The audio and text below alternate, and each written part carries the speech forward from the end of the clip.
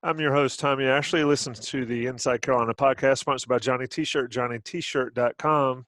Rate us, review us, like us, review us on both Spotify, iTunes, all that stuff, Apple Music, anywhere you get your podcasts, and also on YouTube. Like us, subscribe, do all that. It's on the beat. It's Tuesday when you hear this. I got Ross Martin giggling at me already. Ross, I told you my mind is gone today, but I want to start with you. 20 days, I believe, by the time the Tar Heels tee it up against Boston College up in Chestnut Hill this weekend. There are some benefits to the layoff, though, right? Yeah, I mean, the talking points last week and this week from Mac Brown's been kind of starting over. He said the Syracuse game seems like so long ago, and I think that's something we all agree on. 20 days between games, 9 weeks of practices from the start of preseason training camp to this week. So they've had 9 weeks before their second game, which is very unusual. So yeah, I think there's pluses and minuses to the time off. I think they're fully healthy. If there were any lingering issues with Joshua Zudu and Desmond Evans, I think they're going to be good to go from what we heard today from Mac Brown and SID Jeremy Sharp.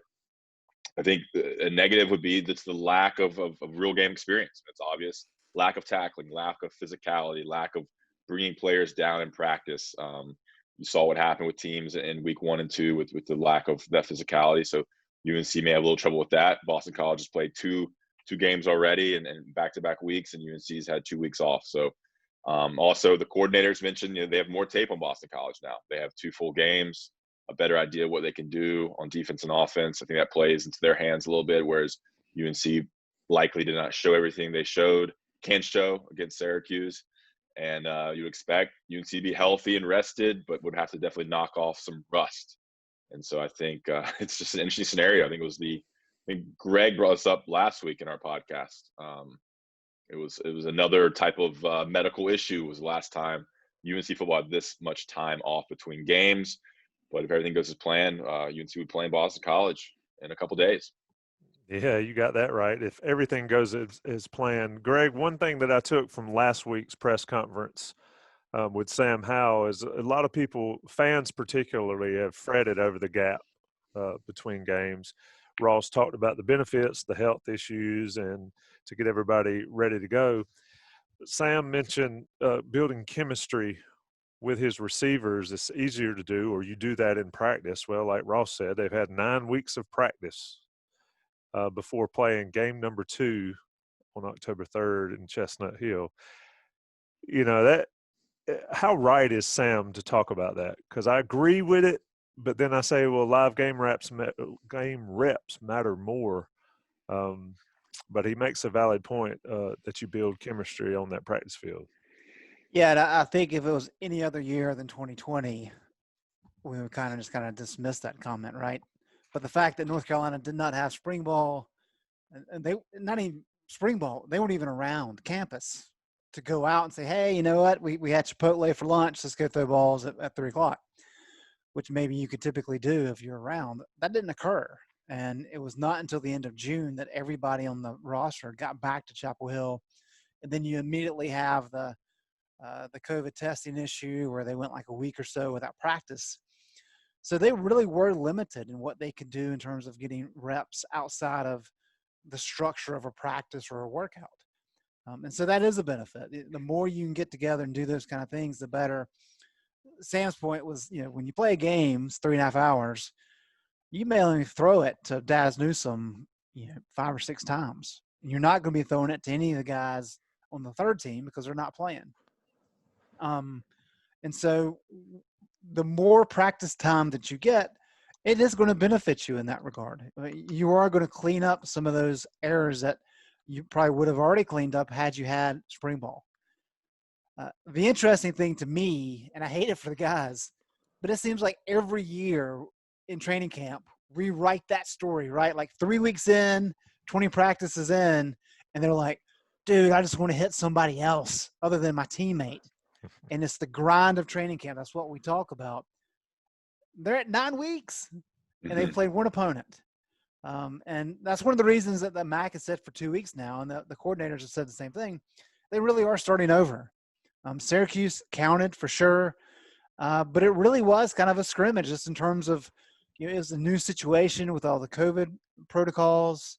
You didn't know what Syracuse was going to do, so you're really learning on the fly how to adjust to that defense and some of the offense, partly.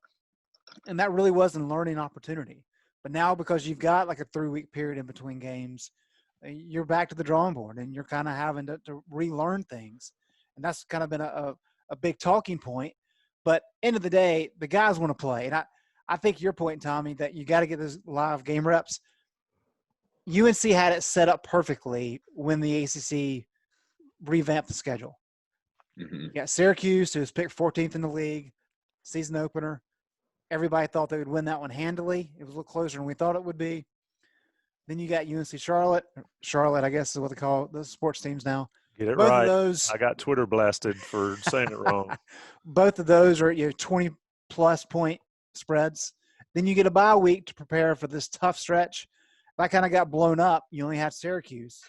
And so now they're going into a difficult stretch, first road game, but they're back to playing. Provided the game takes place as we're anticipating, they're ready to get back at it. Yeah, I think UNC's done a good job by all accounts of talking to Mac Brown and to some of the players of keeping spirits high and keeping it loose and working in a lot of young players. And I think it kind of goes to show the leadership. I think Sam Howell's a huge leader for the Tar Heels and what he said last week to us. So from what we've heard, the practices have been kind of fun, maybe a little bit different to keep them engaged, working in a lot of younger players, which I think the starters always like to see the freshmen and walk-ons get more action. That kind of keeps everyone engaged. And they've been doing, working strength and conditioning at different times, and kind of restarting, last week to kind of get into another game week this week because they weren't preparing for anything last week. They prepared for Charlotte and they had kind of a weird off week, and now they're preparing for Boston College. That's kind of how it laid out. You mentioned defense, and the biggest thing with defenses is tackling, and we'll see how that shakes out for North Carolina. The Big Ten is going to get in on the party late. The SEC guys look pretty good for the most part, but Ross, one guy that's got to be excited to get out there is Curious Connolly. And I believe he said, if I'm correct, that he cried when he found out he was going to be the starting nickel. Big deal for a freshman. Yeah, I mean, Bateman talked about him a lot today. Got asked a couple questions about Conley, obviously a current topic of interest, kind of that young freshman that everyone's really pumped about, that Don Callahan's been hyping up, and he'll get his first start on Saturday. Bateman's super high on him in terms of his athleticism, his physicality. He said he was up to 220. He's kind of down probably more to 215 now, and it was going to be hard for them to keep him off the field. So they were going to try somehow to get him to play. He played some nickelback against Syracuse. They were preparing to play Morrison a lot more at safety against Syracuse. That's what Bateman told us today. But when things got a little closer than expected, they went all veterans across the board.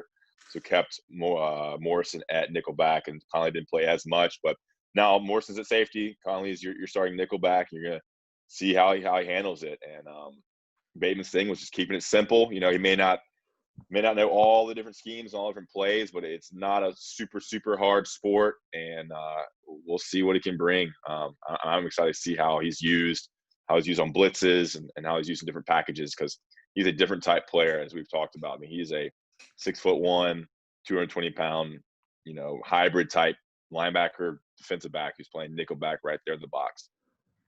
Greg, going up against the Boston College team that likes to run it traditionally, but they have a little bit better quarterback maybe than they've had. But then you see what they did against, was it Texas State is who they played this past weekend, and needed probably some questionable pass or personal foul penalties on Texas State to squeeze that one out. How does Conley fit in when you're defending what Boston College is trying to do? I would think that his ability to come down into the box is going to be big on Saturday. Yeah, that's always been the question with Morrison, was his durability in terms of, he's only 5'11". I'm not sure exactly what he's listed Morrison's at. 5'9". Is he 5'9"? So he's even shorter than I was giving him credit for. Yeah. He's kind of a light guy. So they like his instincts.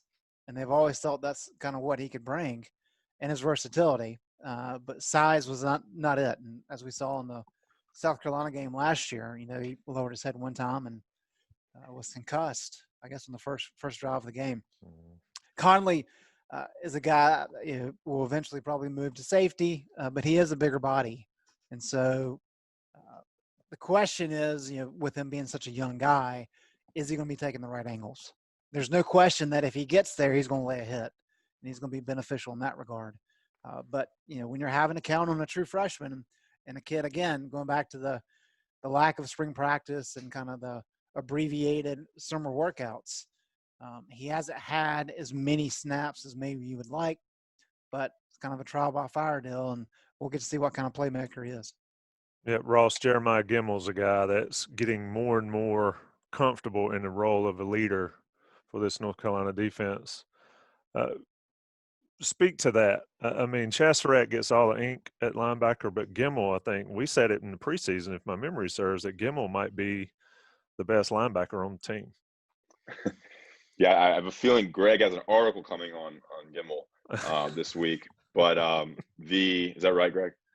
Yes. I think what was interesting is that when Bateman talks to the opponent's offensive staff, after they played them, and kind of after if they're not going to play him again, they say that Gimmel's the guy that they really look to. He's super fast, he's super smart, and that he stands out to. I mean, outside of Chad Stroud, he's one of the major defenders that stands out to teams. For the same thing about Ray Vohasek, but if you talk to Gimmel, and I'm sure if you're a hardcore football fan, you've heard some interviews with him on YouTube from inside Carolina. He's a sharp guy, and he is now the leader of this defense, I think, once kind of Woolfolk's out.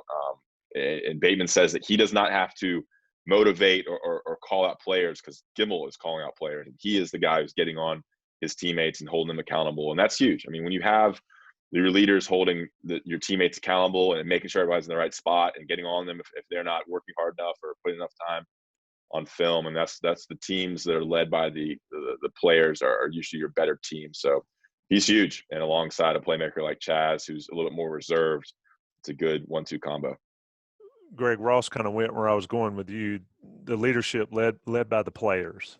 I'll never forget talking to some players like when Marvin Austin and all those guys came in, that they didn't have anybody really to check them, or they didn't allow themselves to be checked by upperclassmen at the time. Carolina's had a little bit of that. Mack Brown's building that, but now Gimmel's stepping in, not even as an upperclassman really, to be that guy for this team. How important is that with Woolfolk's absence? Oh, it's critical, because Miles was really kind of the heart and soul of the defense in terms of leadership skill sets. That's very important. And so now you got even more pressure going to Gimmel and Surratt there in the middle. And we'll have to see. This has been such a unique year. You had a 4-day break in training camp because of COVID outbreak on campus, so you had that kind of halt. You had you go through game prep for Charlotte, and then you learn after your polish day on Thursday that the game's not going to happen. That's an emotional letdown. They thought, Bubba was even talking about they're likely going to get a game scheduled for September 26th. Everybody's expecting that to happen. They had kind of scheduled their weekend plans around the idea that there would be a game. That didn't happen. So we're really talking about ups and downs, and that's really where the players have to kind of keep things in check. And one of the things that Mack Brown talked about today that I found interesting is he said he kind of had an idea when he was at Texas. Of course, he wins the national championship there, and if Colt McCoy doesn't get injured, maybe they win too. But he thought he kind of had an idea of what was happening when teams would come out flat, maybe make some mistakes, didn't look so good.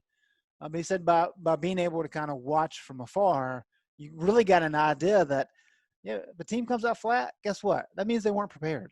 They weren't ready to play. If they make a bunch of mistakes, it's not because mistakes happen. It's because they weren't prepared. They weren't ready to play. And because of that, they've really kind of focused on, look, each and every day that you come out, you have to take it as, this is my one day to get better. This is my one day to play at the highest level that I can. regardless of what happens tomorrow, regardless of how uncertain some of these games are. And so far, they've been pleased with what the players have done in that regard. Will that continue? We'll have to wait and see. But I think the team has done everything they can to this point. I still don't know exactly what to think about this North Carolina team. I still don't know what to think about Miami. We've seen them play 3 games. So it's a little too early to kind of anoint North Carolina as this legitimate top 10 team. But they did what they needed to do against Syracuse. They came out with a victory, and now we'll have to see what they can do against Boston College. Greg set up a great segue. We're going to do a quick ad read after that, we're going to get into some ACC power rankings, adding Western Carolina to UNC's schedule, and ask Greg about Boston College's QB, Phil Jurkovec. But first, Tommy, when it gets a little cold over there in Johnson County, what do you like to slip on? What kind of things do you like to wear?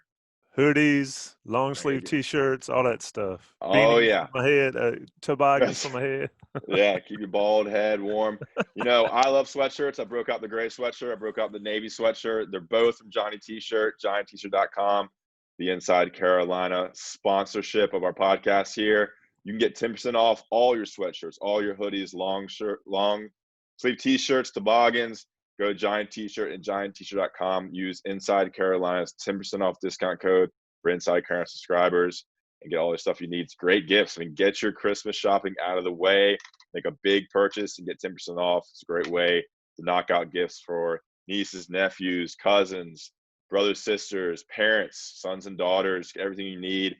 Tailgating, cups, mugs, stickers, T-shirts, sweatshirts, hats, everything you need. Johnny T-Shirt and giantt.com. Local, right on Franklin Street. Their headquarters, I think, are down the road in Hillsboro, where their big outlet is. And you can get everything online as well. It's a great website. Pick out what you need and use that 10% off Inside Carolina promo code only for subscribers. All right, we're going to pay some bills with the national reads. We'll be right back to talk about Greg Barnes' ACC power rankings, a little bit about what UNC's added to the schedule, and a little bit about Boston College's QB, which I think is kind of one of the major storylines heading into UNC's matchup with the Eagles. And we're back. Tommy? Yep. Great segue. You mentioned it earlier about Greg Barnes talking about Miami and Carolina's how they look, at least in the early season. Greg, I agree with you when you're talking about Carolina, 100%. I don't necessarily agree with Miami, the Miami take, simply because they look really good. Of course, Florida State is awful, but yes, they are. I guess that you got to go Clemson way up. And then from what I saw from Miami and Notre Dame, I'd put them second, tied for second maybe, and Carolina third, just because Carolina hadn't played. Is that fair? Yeah, and I think Virginia Tech's in that mix as well. I think those are probably your top 5. I do think Clemson's a step above the rest. I think everybody kind of realizes that. And to be honest, I think I'd put Pittsburgh in there as well. So maybe there's a top 6 there that are like legitimate contenders at this point in time. Louisville, I think that's a pretty good team. I know they've lost a couple games already, and I don't know how severe Cunningham's injury was. I haven't followed up on that at the end of that game, but hopefully that young man's not out for an extended period of time. I know I'm probably a day or two late on that news item, but really when you start looking at the other teams, State defense is a dumpster fire. Georgia Tech still another year or so away. I think they're going to be good under Jeff Collins. Syracuse, not any good. Duke, defensively, Duke's good. The turnovers are kind of a joke. Wake's kind of a mess. So, yeah, you got your top 6 there. I think we can rearrange them, however. But I think Carolina, they benefit not having to play Clemson. They benefit not having to play Pittsburgh. But we'll get to see how they do against Virginia Tech coming up very soon. And then, of course, the big games they're late against Notre Dame and Miami. So Clemson, we got Clemson, Miami, Pittsburgh, Virginia Tech, UNC. I think that's fair. The Notre Dame, Boston College also up there. Those are the 6 you mentioned, Greg? Not Boston College, but Miami, Pittsburgh, Clemson, Notre Dame, North Carolina, and Virginia Tech. Mm-hmm. Yeah. Did y'all watch the state game? I Yes. did. Yeah. What do y'all think about Virginia Tech? You think it's hard to kind of judge, but I was talking to Norm Wood, who's a beat writer over there. He said, like, they had 23 players out or whatever, but it was only a couple starters. Like, it wasn't that big of a deal, I think, as the media made it out to be. So I don't really know how to interpret that. I mean, they killed State. State couldn't do anything. Yeah. Well, now, they had the quarterback was out. Starting quarterback was Correct. one of those 23, and they still Yeah. rolled State. I Well- just think State's bad, and Florida State's bad, and I don't see how you can judge how good Virginia Tech is based on whipping State. I mean, I don't know if that's fair. And I've got red on, so before Baden comments on my shirt, Baden, I'll tell you what it's about on the side. But yeah, I mean, Virginia Tech's good. I do like the quarterbacks there. I like the transfer from Oregon. I like what's his name, Quincy Patterson. I think Quincy Patterson's good. He's the guy that came in against Carolina last year. It Yeah, was very impressive, and he did it again against State this year. and the kid that started, Burmeister, I believe is how you pronounce his name, is an Oregon transfer. And Hooker actually beat him out this offseason. So they do have really a trio of quarterbacks there that have played and look pretty good. and their recruiting's been awful for the last 2 or 3 years, but they're still living off, I guess, earlier stuff. What do you think about Notre Dame, Greg? I think Notre Dame is a tough team to contend with, just because they've got some legitimate guys along the offensive line, probably 2 high draft picks. Ian Book is a really good quarterback. Is he Trevor Lawrence? No. Is he in the running for maybe second best in the league with Howell? Possibly. And then I think defensively they're good enough. So that's going to be a challenge. I think that's one of the good things for North Carolina playing in Boston College is Boston College has a lot of issues, but they do have a big offensive line. That's one thing Steve Adazio always did when he was there. And so I think that'll kind of give us a good taste of how good North Carolina's defensive line is. And because there's going to be some other big offensive lines they're going to have to play, and Notre Dame is one that will be problematic as we get into November. Yeah, I mean, you mentioned a little bit about Pittsburgh, but I think Pittsburgh's a team that everyone's been kind of high on. It's kind of a dark horse. I guess being high on and being a dark horse are kind of oxymorons, but they put 55 points on Austin Peay. They beat Syracuse handily, 21-10, and they beat Louisville. And everybody was really high on what Louisville could do. They beat Louisville 23-20. So I think Pittsburgh's a team that's going to be there with already 2 ACC wins on their schedule. Yep, it's going. It's funny. Everybody said Carolina's lucky they missed Clemson and Louisville, but I think Clemson and Pittsburgh are going to be the ones that Carolina chose appropriately, or whoever chose that schedule. Let's talk about another schedule matter before we get out of here. On the Beat podcast, Ross Martin, Greg Barnes, Tommy Ashley. Mack Brown announced adding a game, Ross, a late season game. Tell us about what's that all about. Yeah, I mean, Greg wrote the article or finished writing the article. It happened during the press conference. You're listening to Mac talk, and then he breaks the news they added a game. So you're scrambling to put the article together during the press conference. But December 11th, Friday, which would be 6 days after the Miami game. Or wait, is that right? 6 days after the Miami game, or a whole week after the Miami game? 6 days after the Miami game. Because Notre Dame's on the Friday, Miami's on a Saturday, and the next game will be Western Carolina at home. I don't think Western Carolina's played any games and won't for a while.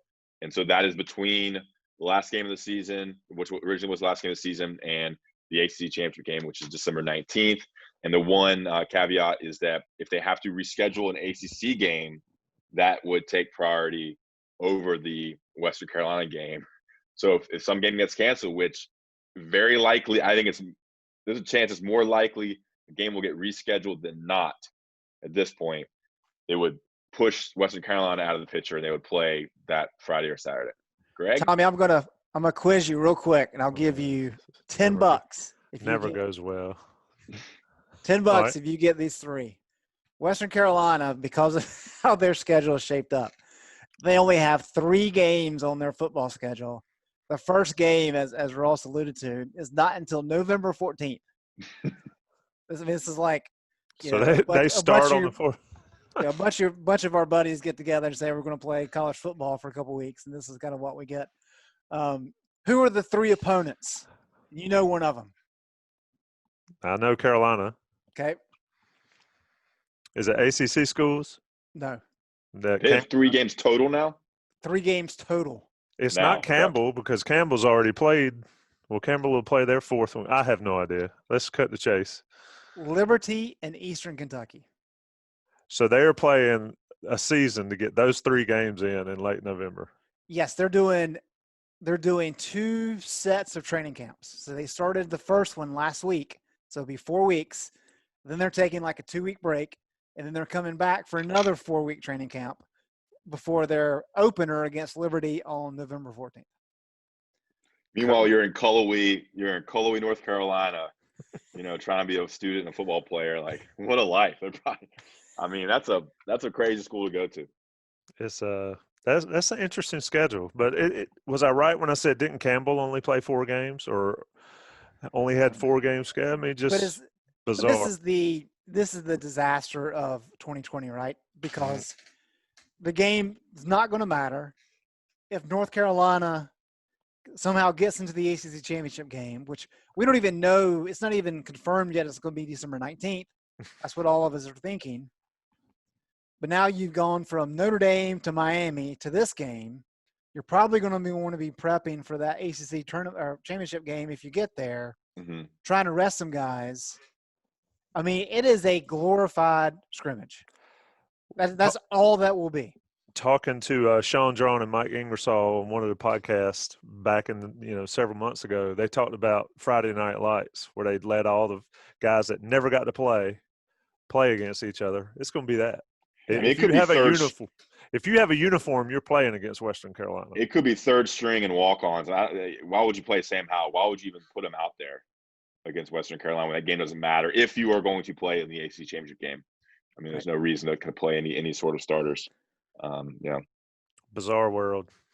I wanted to ask Greg about Phil Jurkovec. He said he DM'd us and said he didn't know too much about him, but rather Bateman said he is a big quarterback, 6'5", 220, 225. I mean, how do you think that really challenges UNC? Like, defensively, are they going to have to bring in bigger bodies on the defensive line as opposed to kind of more of their pass rush sets? I mean, what changes when you go against a quarterback of that size who's having a lot of success as a passer, who's been one of the more prolific quarterbacks in the last couple of weeks? Well, I think the fact that he was a big name recruit coming out of he's somewhere in Pennsylvania. He's a Notre Dame transfer, correct? Correct. And he was the guy that was Ian Book's backup. And so we're talking about a kid that he realized he wasn't going to beat out Book, and Brian Kelly has really praised him for the level of talent that he was. So this is a big pickup because Boston College was not sure that he was going to be cleared in time to be able to play this year. And so he's a young guy in terms of experience. And I know people want to make a big deal about Texas State. They won the game. They came back from a 14-point hole, did what they needed to do to get the victory. And so each week he's going to get better. But he is a big guy. He's got a big arm. He's mobile. I mean, he's not Marquise Williams by any stretch, but he can move around a little bit. And that's going to pose problems. I think it's really good for North Carolina. Of course, UNC is favored by 13 points. So I think everybody's expecting them to win. But this is a good opportunity to go against a pretty legit quarterback, even though he's kind of a young guy. He'll be better as the season goes along. But that's a good challenge. And so with Boston College's big offensive line, how well, kind of going back to what we said about Notre Dame, how well can UNC get pressure? And can they get pressure with just 4 guys? If they can, that really kind of sets the tone moving forward. If Boston College is able to give Jurkovec some time where he has opportunities to make throws down the field, then maybe it's not a blowout. Maybe it's a competitive game until late, and it's going to take North Carolina's offense scoring points to kind of pull away like they did against Syracuse. So a lot of opportunity there for North Carolina to find out about how good that defense actually is. Yeah, looking at his stats, 70% or 71% on the year, 150 rating. I mean, 3 touchdowns, 2 interceptions. Been sacked 8 times. I guess the big deal for North Carolina in this game is get him on the ground when you get your hands on him. And we'll have to see Chaz Surratt, Jeremiah Gemmel, and those defensive linemen trying to tackle the big fella. I'm going to break it off right here. On the Beat podcast, Ross Martin, Greg Barnes, sponsored by Johnny T-Shirt, johnnytshirt.com. again, rate us, review us, subscribe, do all that stuff so you can get your Inside Carolina podcast in whatever medium you choose. Ross and Greg, I appreciate it. Thanks, Tommy. Thanks, Tommy.